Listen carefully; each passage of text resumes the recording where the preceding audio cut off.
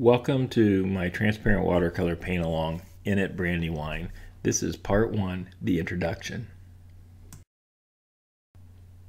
This is a 4-part paint along consisting of part 1, the introduction and overview, part 2, the skills exercise, part 3, narrated step-by-step tutorial, and part 4, the demonstration at 3x speed. The development objectives for this paint along are mixing natural grains, interpreting your reference material, simplifying and building structure, and creating textures.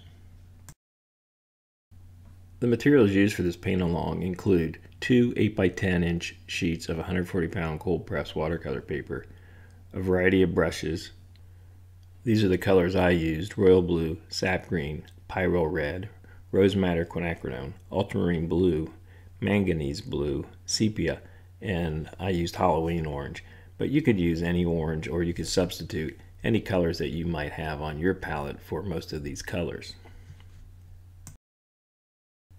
You'll find links to the reference material for this paint along, the sketch, the photo, and the final image of the painting on the video page of my website, rserwitzart.com.